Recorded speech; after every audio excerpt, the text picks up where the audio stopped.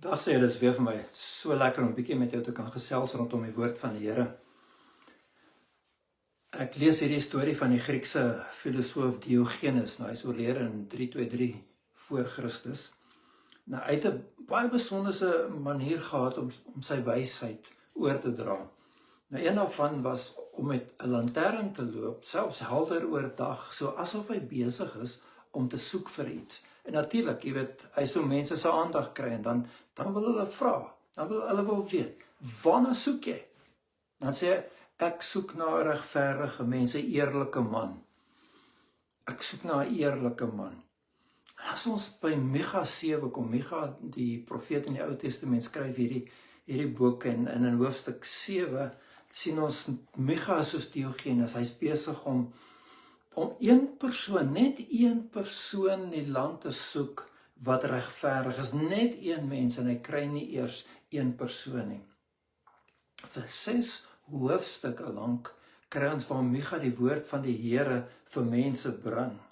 En dit voel vir hom, niemand het ooit geluister na enigiets wat hy gesê het nie. Hy preek en hy preek vir jare en niemand steur hom daaraan nie. Kom ons by hoofstuk 7, dan roep hy uit, wee my. Wee my is 'n uitroep van intense emosionele pyn. Is 'n uitroep van, ek kan dit net nie meer verduur nie. Dit voel of my binneste uit mekaar uitskeer wanneer ek dink aan wat aangaan in my land. En onmiddellik dink ek, weet, Micha se belewenis is so baie anders as wat ons ook maar beleef baie keer. Vir hom die teleurstelling is so groot. En miskien is dit hoe jy ook voel vandag. Nou, jou situasie is dalk heel waarskynlik heeltemal anders as Micha se, maar die pyn wat hy beleef, daardie teleurstelling, is baie dieselfde nie. Jy wil ook uitroep, ek kan net nie meer nie. Dit is net dat mense het my so teleurgestel. Omstandighede is so ver van wat ek verwag het. My lewe werk net nie uit soos ek gedink het, gehoop het, dit gaan wees nie. Selfs nie soos ek gebid het, dit gaan wees nie. En uit Micha se belewenis lees ons iets mooi, leer ons iets baie mooi, en dis, stel jou vertroue in die God wat nooit teleurstel nie. Dis wat ek graag met jou wil deel vandag, ongeag wat in jou lewe aan die gang is, ongeag die swaar kry waarmee jy sit. Hier is 'n groot waarheid, dink ek, om aan vas te hou. Stel jou vertroue in die God wat jou nooit sal teleurstel nie. Kom ons kyk gou-gou in die eerste plek, Micha se diep teleurstelling wat hy het. Ek lees uit die Afrikaans 2020 vertaling. Hy kom en hy sê, wee my, soos na die insameling van somervrugte, soos na die oes van die druiwe, is daar geen druiwetros om te eet, of vroeë vye, wat ek begeer het nie. Nou, daardie woorde mag dalk vir ons nie baie sin maak nie. Maar in die Ou Testamentiese tyd, die wet van die Here het voorsiening gemaak dat nadat 'n vrugteboord geoes is, of 'n landery geoes is, dan kon die arme mense gaan en enigiets wat oorgebly het, kon hulle daarvan gaan oes vir hulle self. Dan Micha sê, hy voel soos iemand wat deur 'n vrugteboord stap nadat die vrugte afgeoes is, en vir baie mense sou dit waarskynlik die enigste vrugte gewees het wat hulle in die hande kon kry. Hier dink aan 'n persoon wat regtig finansiëel swaar kry, arm is, of 'n vroukie wat arm is en swaar kry, en nou stap sy of hy hoop so, hulle kan net 'n bietjie vrugte vir hulle familie kry. Net 'n bietjie, al is dit nou nie meer die beste nie. Die beste is klaar geoes, al is dit nou so 'n bietjie verlepbaar. Net 'n klein vruggie sou beter wees as niks nie, maar daar's niks nie. Micha sê, dis die teleurstelling wat hy in sy hart het. Hy soek na een regverdige mens, een mens wat die woord van die Here ernstig genoeg sal opgee, ernstig genoeg sal opvat om sy lewe met die Here reg te maak. Een mens, en niemand luister nie. Hy sê, sy mense het hulle totaal oorgegee aan die kwaad, en dis nou nie 'n baie mooi prentjie wat hy skets nie. Ons lees gou net so vinnig daardeur. Die getroues, vers 2, het uit die land verdwyn, dat's glad nie meer opregtes onder die mense nie. Hulle almal lê in wag om bloed te vergiet, hulle maak jag op mekaar met nette. Albei hande staan gereed om kwaad te doen. Die hoë amptenaar en ook die regter vra omkoopgeskenk. Ja, die vername is die een wat sê wat hy wil hê en hy verbind mense daartoe. Met ander woorde, as jy nie vir my betaal nie, kry jy nie wat jy wil hê nie. Die beste onder hulle is soos 'n doringstruik en die opregtes onder hulle is erger as 'n doringheining. Jy weet nie, iemand wat nou bekend staan as 'n opregte mens is erger as 'n hele heining vol dorings. Die dag wat hulle jou dop, die dag om met jou af te reken, dis op pad, dis Micha se waarskuwing vir hulle. Nou gaan die verwarring wat hulle tref, aanbreek. Dis hierdie totale morele verval in 'n samelewing, en ja, mense se persoonlike verhoudings word uitmekaar geskeur as gevolg daarvan. Mense voel niks vir mekaar nie. Hoor wat sê hy? Moenie 'n vriend vertrou nie. Moenie op 'n boesemvriend staat maak nie. Nie eers jou boesemvriend nie. Wees versigtig wat jy sê vir die vrou wat in jou arms lê. Want die seun nou sy vader vir 'n dwaas, die dogter kom in opstand teen haar moeder, 'n skoondogter teen haar skoonmoeder en 'n man se eie huisgenote is sy vyande. Dis nie 'n rooskleurige prentjie nie, maar dis wat gebeur wanneer mense die rug draai op die Here. Dis wanneer mense kies om ander dinge te doen, iets anders as die wil van die Here. Dit kan nie goed gaan in ons verhoudings as ons God en sy wil nie eers te stel nie.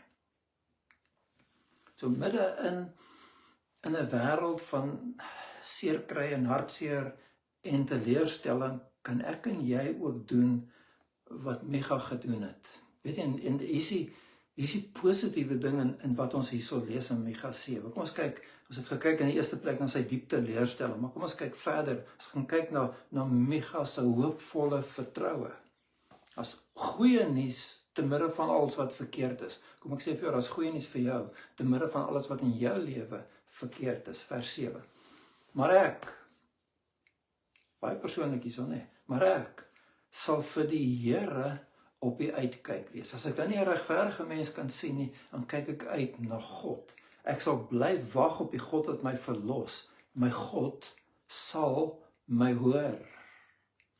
Hy sê ek verkies om my vertroue op die God te stel wat my nooit gaan teleurstel nie. Vers 7, pragtig. Maar ek, dis duidelike klem, ek daarenteen sien met verwagting uit na wat die Here gaan doen. Ek wag in vertroue dat God my moet red. My God sal my verseker verhoor. Hoor jy, dit is seker van die mooiste woorde in die Bybel. Ek dink in terme van die Ou Testament is dit seker die naaste wat ons kom aan die evangelie, die naaste wat ons kom aan hoe die hart van God is.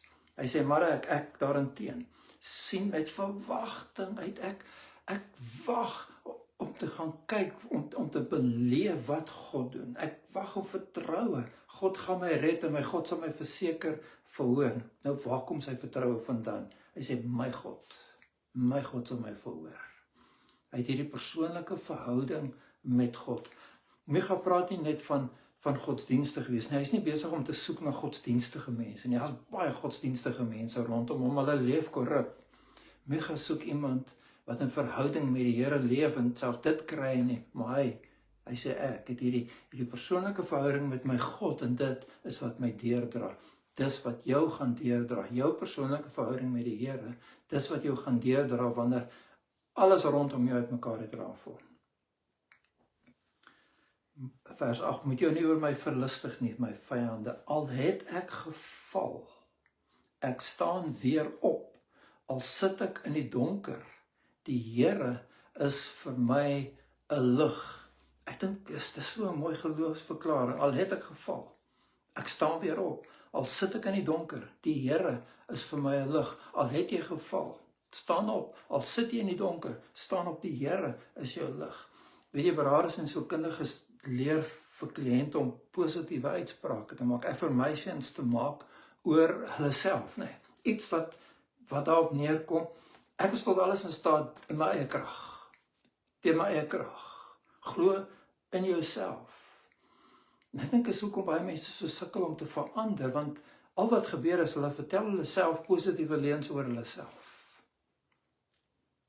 Jy kan nie sommer net verander nie. God moet jou hier van binne af verander. Kind van God, kom ek sê gou vir jou. Jy het al die rede in die wêreld om die kragtigste affirmations, belydenisse te maak, gebaseer op die onfeilbare woord van God. Jy kan sê, my God het my lief, ek is geliefd. Mense sukkel om te glo dat daar in hierdie hele wye wêreld iemand is wat regtig lief is vir hulle. God sê, ek het jou lief. Jy kan sê, God het my lief. God is met my, ek is nie alleen nie. God ken my, God ken my naam. Ek is belangrik, my God dink ek is belangrik.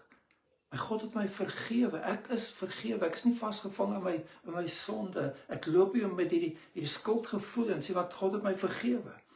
Ek is spesiaal. My God sê so. Ek het rede om te lewe, my God gee my rede om te lewe.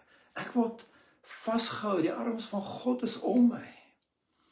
Ek is toegerus vir die lewe, Christus leef in my. Die guns van God rus op my lewe, ek is geseënd.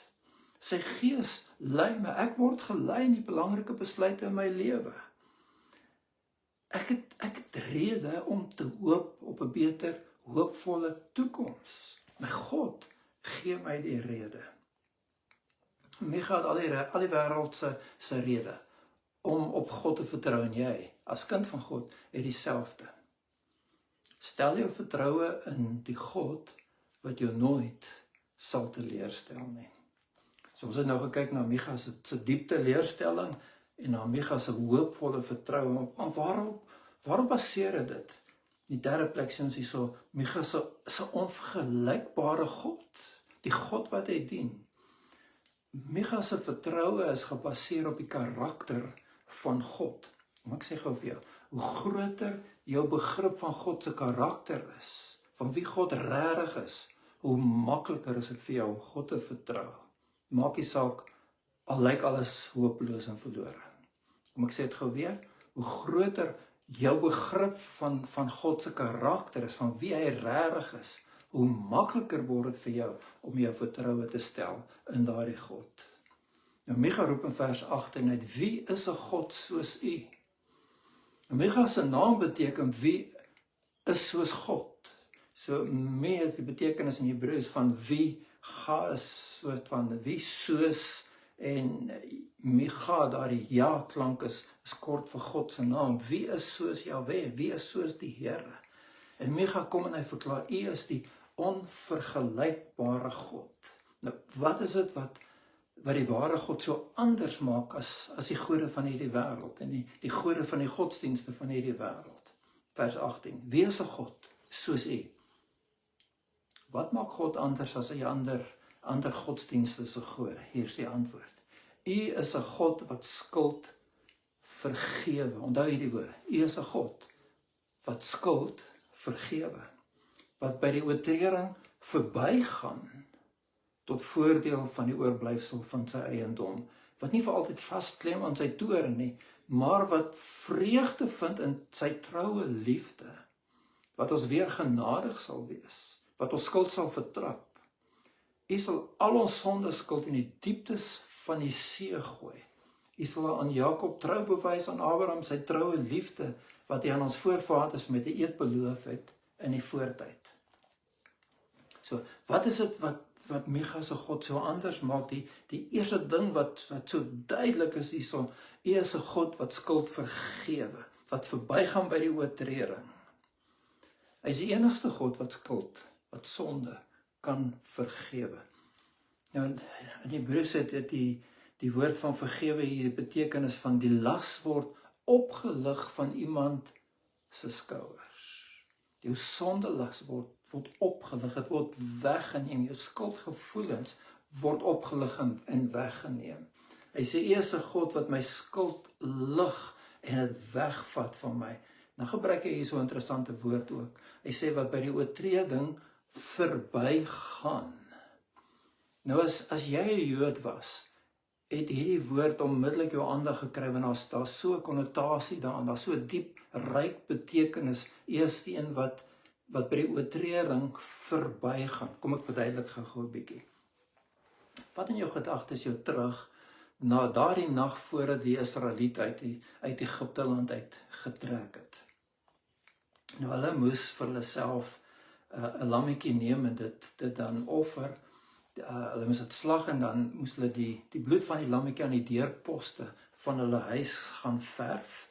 En daardie nag sou die Here in sy oordeel oor Egipte land by elke huis verbygaan, behalwe die huis waar die bloed teen die deur was, waar die bloed van 'n lam teen die deur was. Daar die Here verbygegaan. En wanneer Micha hierso sê, hy sal by die oortreding verbygaan, is hy besig om daai ryk betekenis hier in herinnering te roep en sê, net soos daai nag voordat die Here Egipte getref het oor hulle sonde, het die Here gekom en ja, hy het Egipte getref. Maar wanneer hy by die huis van 'n Israeliet gekom het en die bloed was teen die deur, dan het hy daar verbygegaan, want 'n lam het vir sy sonde gesterf. Eksodus 12 vers 13. Maar die bloed sal vir julle 'n teken wees aan die huise waarin julle is. As ek die bloed sien, sal ek by julle verbygaan. En daar sal geen verderflike plaag onder julle wees, wanneer ek Egipte land tref nie.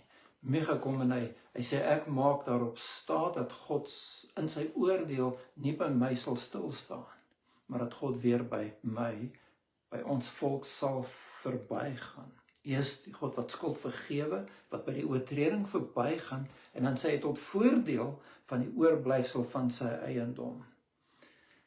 Eers die God wat nie vasklem aan sy toorn nie, maar wat vreugde vind in troue liefde. Troue liefde, die Afrikaanse vertaling het die woord daar goede tierenheid, beteken geset, beteken 'n verbond, daardie ooreenkoms wat die Here gemaak het, om te sê, ek is my volk se God, julle is my volk, julle behoort aan my, ek verbind my aan julle. En Micha kom en hy sê, u is 'n God wat skuld vergewe, wat verbygaan, wat ons nie tref nie, wat nie vashou aan die woede oor sonde nie, maar u vind 'n vreugde om u liefde aan ons te bewys. Micha weet dat sy God graag vergewe. Dis so anders as ander godsdienste, nie. Ons het 'n God wat vreugde daarin vind om te vergewe. Weet jy, baie mense wat vir jare in die kerk is, het nog steeds die idee wat die wêreld het, as dit kom by God. Hulle dink net nog steeds, jy weet, die God van die Bybel, die ware God, is die een wat net wil straf, net wil oordeel. En dit is so ver van wie die Here regtig is. Evangelie gaan hieroor, dis dat God het 'n lam voorsien om te sterf. As die Israeliete 'n lam moes slag, het God 'n lam geslag, en die lam is die seun van God, sodat sondaars gered kan word, vergewe kan word.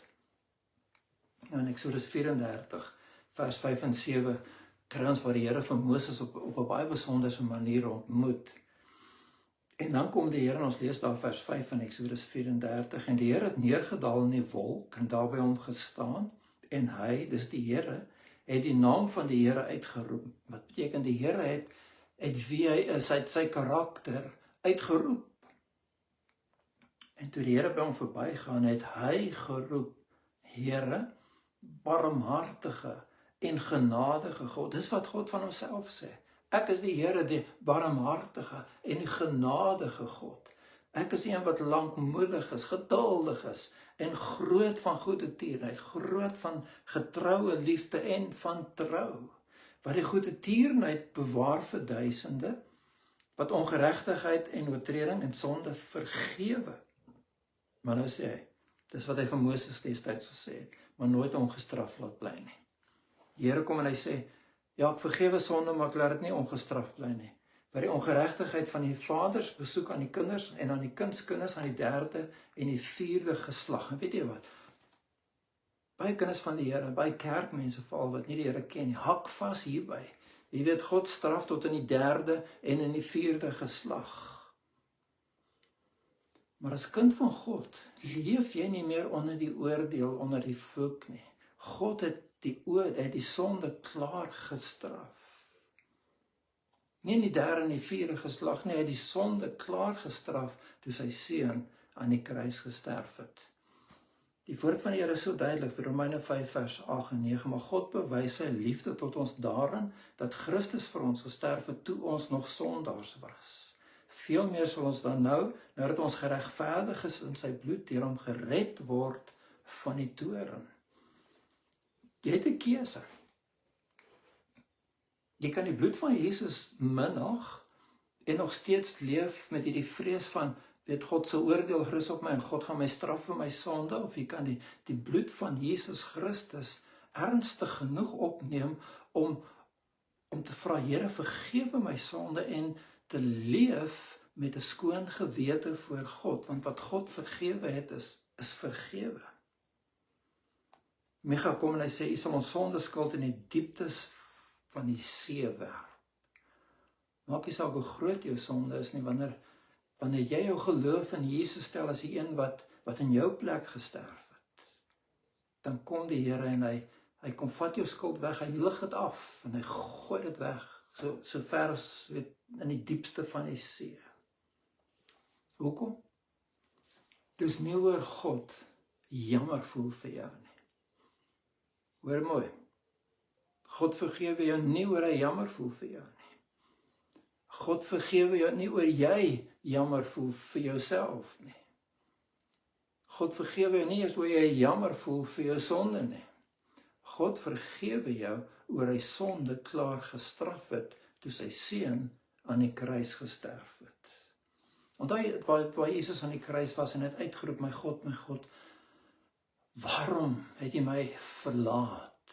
En daardie laaste oomblikke van sy lewe, toe die sonde van die wêreld op hom neerkom, toe draai sy Vader weg van hom.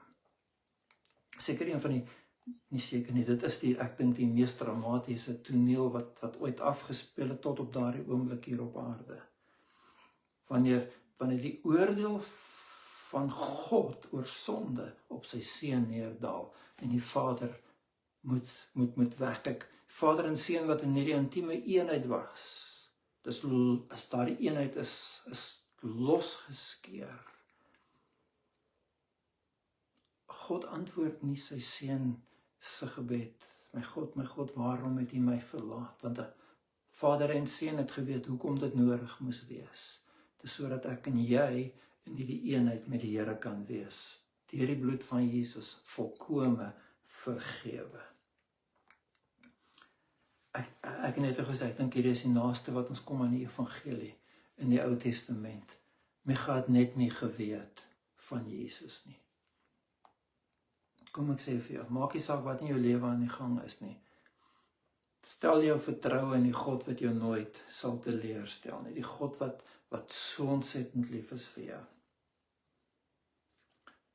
Richard Nixon, die voormalige president van die FSA, moes bedank onder 'n wolk as gevolg van die destydse Watergate-skandaal. Nou, daarna woon hy die begrafnis by van 'n vorige onderpresident en daar's beroemdes van oor die hele wêreld wat kom. Maar Nixon kry 'n koue skouer van almal. Hy staan daar so baie ongemaklik eenkant. Niemand wil met hom assosieer, niemand wil met hom praat nie. En Jimmy Carter is die nuwe president van die FSA. Hy stap die lokaal binne en hy sien vir Richard Nixon daar staan, so ongemaklik, verstoot. Hy maak 'n punt daarvan om oor te stap na Richard Nixon en vir hom te sê, welcome home, Mr. President, welcome home. Nou interessant, Newsweek tydskrif skryf daaroor. Hulle sê hierdie was die keerpunt in Nixon se lewe gewees. Dit is asof sy waardigheid herstel is. Hulle sê, if there was a turning point in Nixon's long ordeal in the wilderness, it was that moment and that gesture of love and compassion. Carter bied aan hom liefde toe hy dit nie verdien het nie. Weet jy, dis hoe God werk. Dis genade. Dis wat God vir jou wil gee. God wil, as jy hom nie ken nie, vir jou ook sê, welcome home. En as jy weet, maar ek het nog nooit regtig God se liefde so aanvaar nie. ek sien seker is ek is 'n kind van die Here, en of dalk is jy maar jy leef onder hierdie wolk van sondebewustheid. En jy dalk hierdie vrees dat die dag as jy doodgaan, jou saak met die Here dalk nie reg gaan wees nie, want daar's soveel goed in jou lewe wat verkeerd is. As 'n God wat vir jou wag, wat vir jou wil sê, welcome home, nie oor jy goed is nie oor jy goed genoeg is nie, net oor Jesus Christus in jou plek gesterf het, en God jou vergewe. Jy moet dit net aanvaar, jy moet Jesus aanvaar as jou verlosser. Dis my woord vir jou. As jy vasgevang is aan swaar kry tye, die God wat aan die kruis sy liefde bewys het, is die God wat ook in jou lewe sy liefde wil bewys. En God sal jou nie teleurstel nie. Vader, dankie vir die wonder van u evangelie. En so kosbaar soos wat dit vir Micha was, Here, het hy nog nie geweet van Jesus nie. Hoeveel meer met die boodskap van u liefde en u vergifnis nie vir ons wees nie. So ons kom gryp dit vas, miskien vir die eerste keer, miskien vir die hoeveelste keer, en ons kom sê, Here, vergewe my sonde, nie oor ek het verdien nie, maar net uit genade, want Jesus het my sonde gedra. Amen. Baie dankie dat jy geluister het, mag die guns van die Here op jou lewe rus, soos wat jy jou hart oopmaak vir sy liefde elke dag.